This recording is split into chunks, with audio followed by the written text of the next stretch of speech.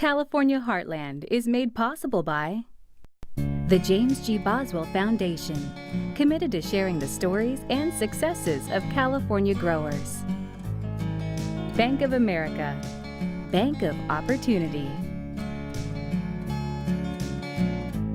Funding provided in part by the California Farm Bureau Federation, proud publishers of California Country magazine. More information is available at californiacountry.org. And by the Almond Board of California. California almonds, loved around the world, grown in California's heartland. And by Real California Milk. This seal ensures your favorite dairy brands are made exclusively with Real California Milk. More information at realcaliforniamilk.com. Coming up on California Heartland, garbage comes full circle. This is an heirloom tomato salad. These tomatoes have reaped the benefits of the composting program here. See how an upscale San Francisco restaurant is turning food scraps into 4-course meals. And we grew up in the vineyards. I mean, as kids, vacations, weekends, we were out in the vineyards doing whatever operation was needed at the time. they went from tending the fields to owning them. Meet the Ceja family, whose story starts with migrant farm workers and ends with selling 10,000 bottles of wine each year. Plus, all of these geraniums love California. they're not your grandma's geraniums anymore. Tips on keeping yours looking healthy. From your backyard to the back country, in a field or on your family table, it's all about what keeps California moving and growing. This is California Heartland.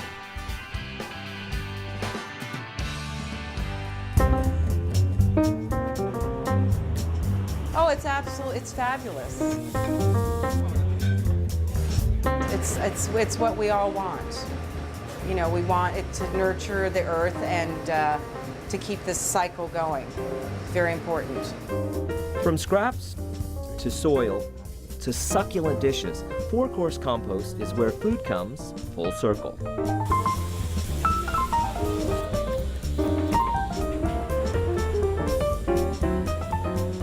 Pam Mazzola is head chef at famed Boulevard Restaurant in San Francisco. Everyone from the owner, Nancy Oakes, down to the busboys, the waiters are involved in the program, and everyone is responsible for recycling properly. The program, called 4-Course Compost, takes restaurant food scraps that leaves this kitchen, becomes compost, and eventually returns to Boulevard in the form of healthy organic produce born from that soil supplement. So, how much food scraps are accumulated in a single day? I think we have 1 or 2 regular garbage cans, and we have 4 green bins that we put out, and 2 of the metal, glass, and plastic bins. Californians toss out a staggering 5 million tons of food scraps each year.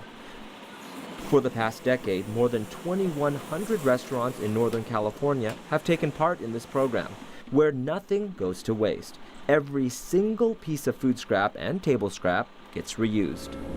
Garbage trucks haul away the waste daily, and it all ends up here, about 70 miles northeast of San Francisco, at Jepson Prairie Organics in Dixon. So Robert, this ramp is where the whole composting process begins? We're at the compost facility.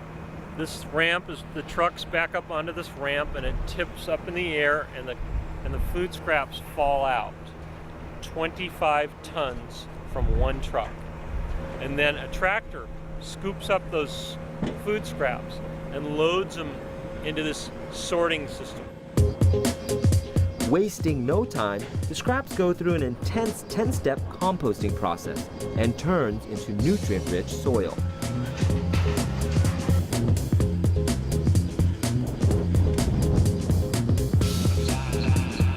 It smells really bad out here. I mean, we see a lot of decaying apples and produce and whatnot, but that's a good thing, right? Well, the smell. When we smell this, what you're referring to, this odor, we know there's organic material there. So that tells us that there's a resource there, that there's something there that we should go after, and that there's nutrients and there's organic material, and that needs to go back to a farm. It takes more than a century for food to fully compost in landfill. However, with this modern way of composting, it only takes 60 days. Most of the compost goes to vineyards. The rest goes back to farms like Eatwell. Nigel Walker buys about a truckload a week and says he wouldn't dabble in any other dirt. Composting is an amazing process. It breaks down all those things. Time, the heat of the composting process, as you saw, the steam coming off of those composting piles has a fabulous effect. What I like about the food scrap is that it doesn't come from factory farms. The food scraps are recycled nutrients that come from the city. So I send a truck of tomatoes to San Francisco. And then what I'm exporting is all these nutrients that are used to grow these plants. So we have to replace that. And so that it's completing the circle. And part of that circle includes the weekly trek to San Francisco's farmers market at the Ferry Building. Every Saturday, Nigel sells the goods back to restaurants like Boulevard. The compost brings the nutrients back to the farm so that we can grow more produce and send to the city. I think it just reinforces our connection with the farm. I mean, we think it's very important to contribute as much as we can to the cycle that produces all this wonderful food for us. Pam says the program saves her a lot of money on the trash bill. Farmers save too. Nigel says the difference in price isn't in soil, but in the cost of transporting it. And both agree the big payoff is taste. So tell us a little bit about the salad you have here. This is an heirloom tomato salad, and these tomatoes have reaped the benefits of the composting program here. Each one has a distinct flavor. That one's really flavorful. I mean, it's so satisfying. So, from the restaurant to the compost facility to the farm and back to the farmer's market, every step, every vegetable, and everyone involved gets enriched. It's like candy almost. It is like candy. Yeah. Delicious. California is the heart of artichoke country. 100% of the nation's artichokes are grown right here. And did you know that artichokes belong to the sunflower family? Laura McIntosh is bringing it home, from the crops to your kitchen. All right, thanks for joining me out here in this artichoke field. I'm here with the grower, Dale Huss. Hi, Dale. Hi, Laura. Thanks for joining me out here. But actually, you have an amazing title. You are the Vice President of Artichoke Production. Part of my responsibility is to make sure that you have the highest quality, best eating artichokes year-round in the world. Let's talk a little bit about the artichoke themselves. Now, this is actually the flower of the plant. Yeah, the artichoke is the flower of the artichoke plant. And what will happen is after the artichokes are gone off of this plant, around the base of this plant, new growth starts. And this is going on all the time throughout the field, which is why we harvest between 25 and 30 times throughout the year. Throughout the year. So you're not only harvesting by hand all the time, you're also coming through and making sure when this is harvested, it's cut back so the other ones can grow up. Exactly. I mean, it is continual maintenance. It's continual maintenance. It is a high maintenance delicacy. And it is a delicacy. Thanks, Dale. Thank you. Well, hopefully all of that action made you hungry, and the man to deliver great recipes is right here with us. Tony Baker from Montrio Bistro in Monterey. Hi, Laura. Hey, how are you? I'm wonderful, thank you very much. Okay. Yeah, whole grilled artichoke is certainly a signature item of our restaurant. Okay. And they're very easy to prepare. Now this is like Artichoke 101, right? Really? Yep, Okay. really. So I'm going to show you the quick and easy version. Okay. This is artichokes fresh from the field. We're going to whack the tops off. Okay. Now they got thorns. The good artichokes, the green globe artichoke, they have the thorns on them, and Yeah. they'll hurt you. They do hurt. Yeah. Cut them off. So not just for presentation, but we cut them off. If there's Okay. any on the sides, you can nick them with a knife Right, that's or what- scissors yeah. and whop those off. That's So easy. we're going to pop that into a pot of water that we have standing by, and in that I have dried oregano, red wine vinegar, some lemon juice, and a little bit of salt. And that's it. Those are going to take 35 minutes. Pop them out, drain them, and when they come out, they're going to look just like this. Yeah. Now inside, there's a reason why they're called artichoke. They have this furry bit inside. I don't know if you can see that. You scrape that out Yeah. with a dessert spoon. Because that's the flower if it were to mature. Yes, that Yes, gets this okay. beautiful purple flower. Right. You scrape that out, and then you end up with the prize in the middle, which is, of course, the artichoke there, the Yeah. artichoke heart. We're going to take this to a whole nother level and make it taste absolutely more incredible by popping it in Yeah, this is really cool. He told me he was going to do this. fire roasted, but Ah, a fire What I roasted did is artichoke. I took my favorite vinaigrette, which is a simple balsamic vinaigrette, just a drizzle. Okay. Wrap it in heavy duty foil. Okay. Pop it into the actual embers. These are the coals. This is smoking hot. This is smoking hot. Yeah, and it's burning out the storm there. It's just incredible. Now, how long do you leave it on there? Oh, about 7 minutes, that's it. So it's quick, yes. You can Okay. pre-prepare this at home Loves and this impress the artichoke. heck out of people Okay. by throwing them right in your I think kettle. that's great. Yeah. Yeah, perfect. The other thing, I'm going to show you an incredible sauce which is wonderful for artichokes. A lot of people just take mayonnaise and dunk the leaves in mayonnaise. Of course, that's good. I that's do. good. I knew it. But we're going to do a charmoula. Charmoula is a Moroccan condiment. It consists of cilantro, Italian parsley, cumin, garlic, cayenne pepper, paprika, and lemon juice, and we're going to add mayonnaise to it. We're going to start parsley, cilantro. This is the cilantro. I already pre-washed it and got it going. Picked it. We're going to chop this up really quickly. See, it's not real fine and minced, but it's beautiful, No, fresh, looks good. smells delicious. Yes, all right. I'm going to pop that in there. That's cilantro and parsley. So I've got a dry pan. There's nothing in this pan whatsoever. I took my cayenne pepper, the cumin, the paprika, and I'm toasting it right now. Okay. Really awakens the spices. If Just it smells brings like them that, it's alive. going to taste like that. Oh, of And that's course. why you want to smell too. All right, now I'm going to pop these spices in here. Now, we have some garlic. I'm going to take a little bit of fresh chopped garlic. Ooh, you're lucky. Good old mayo. Okay. Going to pop all of that in there. Okay. Okay, and then I'm going to mix this up because the next thing is I'm going to add lemon juice, but I want to bring it to the right consistency and taste. So lemon juice is going to add the acid and really make everything pop. All right, so this is just incredible. And then we're going to pull our artichokes off the grill, and hopefully they should have a nice caramelization on the outside. All right, so what this does, you get a nice smoky flavor that carries through the whole artichoke. It's delicious. I'm going to pour a little bit of olive oil over Right the over the top. top? Gives a nice shine. Tell me that's it. And that is it. It's fun to do too, huh? Yeah. And you can prep it ahead of time, so it's not a big deal. Oh my God, that's that is delicious. I love it on the grill.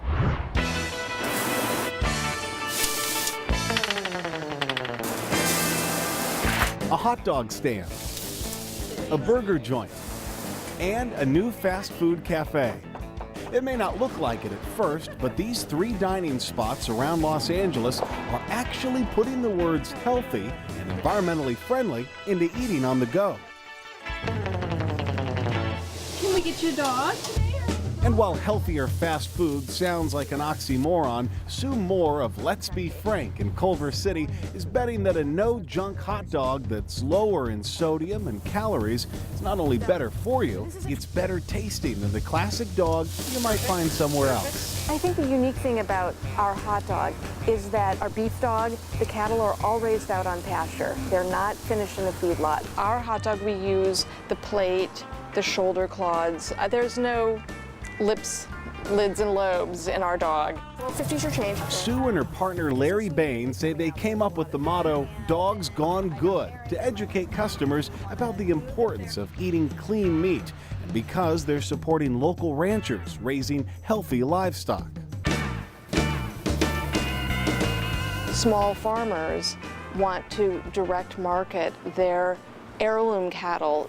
Our theory was that, gosh, if we can pick up some of those less, subprimal cuts, as they call them, that will make it easier for the rancher to market the whole animal. They'll do better, and they'll stay ranching, and that's what we all want. Hi, welcome to O Burger. Hi. Across town in West Hollywood, there's a spot giving the quick combo meal a run for its money. If it goes in your mouth and it's edible, it is organic, including the ketchup. Film producer Martha Chang and personal chef Andy Soboyle say they opened O Burger to give people a completely organic experience with a traditionally high-fat meal. It tastes like it's almost gourmet, it really feels like you're getting something special. The co-owners say their burgers, fries, and shakes are healthier because what they're serving up is all organic and natural. People eat burgers and they feel really bloated. And I think it's because of the quality of the ingredients, really. But when you're eating completely organic grass-fed beef, there are no hormones, there are no steroids, there are no antibiotics. So it's just really natural, healthy food. Organic fries are very different to normal fries. Normal fries are often treated with many different things, whereas the organic fries are treated either just with apple juice or with apple pectin, and that it takes a little longer to cook and it doesn't become quite as golden, but the flavor is absolutely there, right, Mark? Totally. It's all about the potato.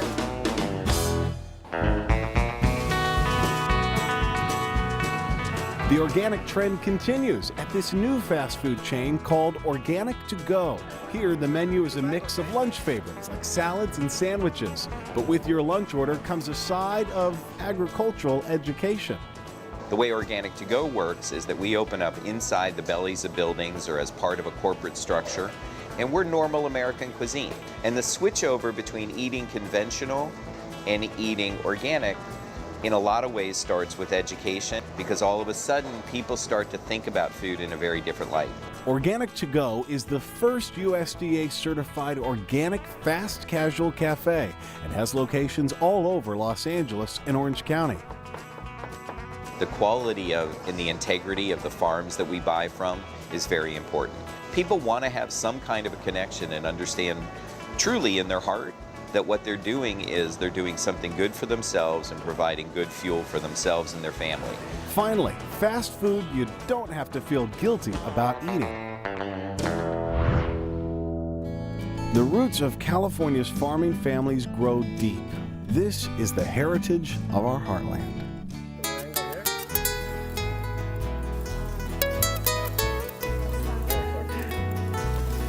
This is the story of the Ceja and Moran families. Their strength and courage led them from tending the fields to owning them. I'm Amelia Moran Ceja, President, CEO, and owner of Ceja Vineyards. My name is Pedro Ceja, and my job here at Ceja Vineyards is to assist on the production of the wine and the marketing of such products. I'm Armando Ceja, winemaker and co-founder of Ceja Vineyards. A glass of wine really is the nectar of our labor and love. Ooh, that's good. That sweet smell of success, a little vanilla, didn't come easy to Ceja Vineyards. We represent the perfect poster children of the American dream. We began with absolutely nothing. I'm a Chardonnay. Chardonnay? Yeah. Hello, my name is Pablo Ceja. When Pablo and Juanita Ceja, legal migrant workers from Mexico, brought their family to this country, they were broke from spending all their money on car repairs. Mi nombre es Juanita Ceja.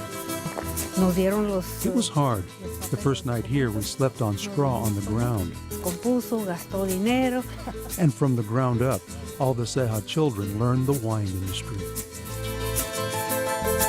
We grew up in the vineyards. I mean, as kids, vacations, weekends, we were out in the vineyards doing whatever operation was needed at the time. You getting it good? I think that very early on in my life, I knew that I wanted to basically grow some vines, and later I realized that I wanted to really complete the circle and make some wine out of the fruit. Brother Pedro had the same dream, although currently he only works part-time at the winery. In the afternoons, I come in and I try to assist my brother with the farming, with the production of the vineyards, or working in the bar. But Pedro is ultimately responsible for uniting the families. Like blending a fine wine, Pedro married Amelia Moran. They had the same background. Her father worked in the vineyards too, and the same goal, to own a winery someday. But the family dream of a winery almost burst because they couldn't afford a balloon payment on the first 13 acres. So they decided to sell the property. But after a year, there were no takers. So we decided, well, it's time to do whatever it takes to develop it. That's the very first vine we planted.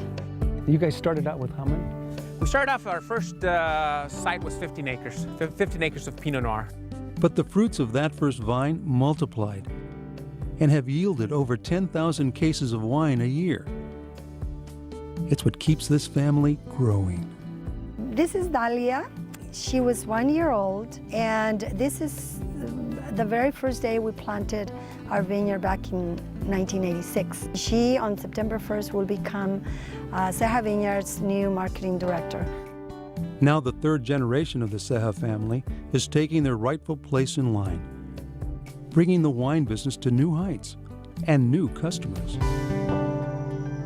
I'm Ariel Ceja, General Manager of Ceja Vineyards, third generation here in beautiful Napa Valley. And those fresh young faces are going to stir things up with some fresh ideas, like a cooking show.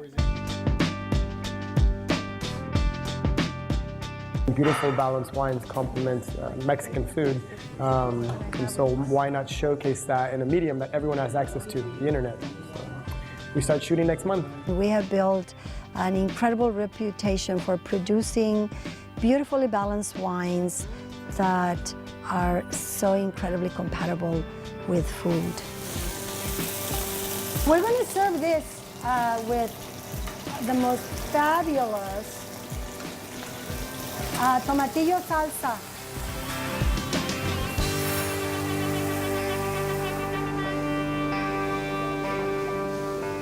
This is so good. The Sauvignon Blanc goes perfectly with the scallops. The Ceja and Moran families. A perfect blending, a balance, like all good things in life. Good, close. Life is about being balanced. So what better than bachi? See, on one hand you hold a beautiful glass of wine, on the other one a bowl, a bachi. It's I think a glass of wine really is the finale of a lot of hard work. The family motto is wine, songs, love. The Cejas love their wine. You can almost hear a song when they sip it. Everyone's a farmer when it comes to their own backyard. Try these tips for doing it homegrown.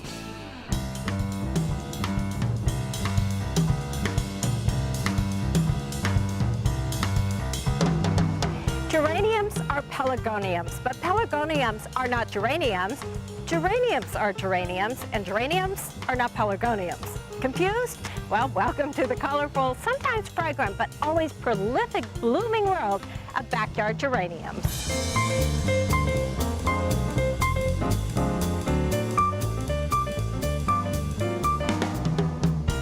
It was all just a crazy mix-up way back when, but chances are when you plant or buy one of these, you're buying these geraniums. These are zonals, known for the different colored green zones on the leaves, and also punctuated by these bright, brilliant flowers, red, salmon, white. There are also these regal geraniums. Even the name is regal, Lady Washington, cup-shaped leaves.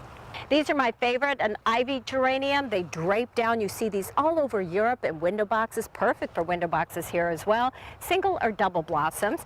And then there are these, not known for their flowers, but for their fragrance. Apple, lemon, lime, even chocolate. You can use them for aromatherapy, herbs in the kitchen. And you know what? All of these geraniums love California.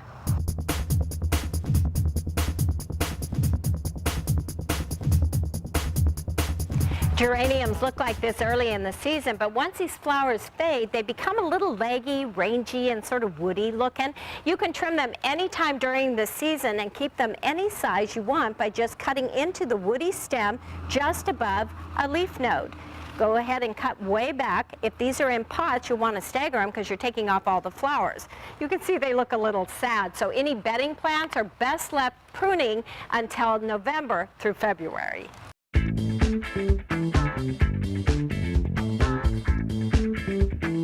So what do you do with all these cuttings? Well, don't compost them. You know your family and friends that ooh and ah of your plants. Well, just make them some gifts, some other flowers. Go ahead and take all the lower leaves off of a cutting that has about 2 to 3 nodes, leaf nodes. Take off the top flower and stick them in a 50% peat and 50% sand mixture. You can do this with all of the cuttings and then just add a little water at the end. A couple weeks you'll start to see some flowers and blooms and new plants. You can also manage the top of your plant by managing the growth underneath, and that means trimming up the bottom or the roots of the plant. Let's say you want to leave it in this pot, go ahead and lift it out and pull the soil away from the roots, then trim up the roots a little bit. By trimming up the roots, it's going to take the roots just a little time to recover. In the meantime, that will slow down flower and leaf production of the plant on top. Now, if you notice your geraniums don't have any flowers on them, you might need to do a little detective work in the middle of the night. Get out your flashlight and go hunting for these little guys. These are nasty little budworms. You'll notice they leave little black specks on your plants, and they'll leave holes in your buds. They're eating up all your flowers. You can't find them, though, most of the time during the day. You'll have to look real hard late at night, take them off the plant, drop them in a little soapy water, and they'll be gone for good.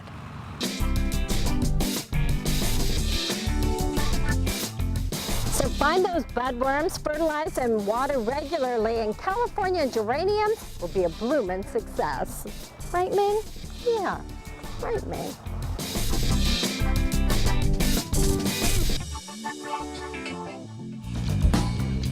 That's California Heartland. For more information on any of these stories, go to californiaheartland.org.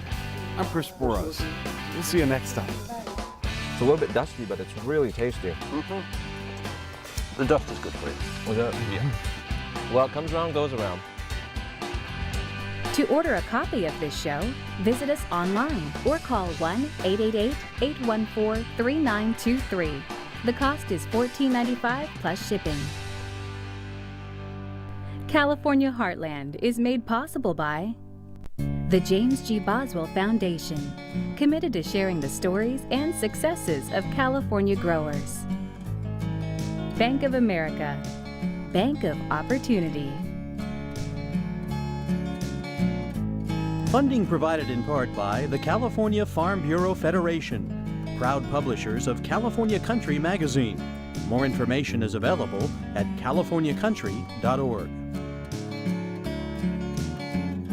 And by the Almond Board of California. California almonds, loved around the world, grown in California's heartland.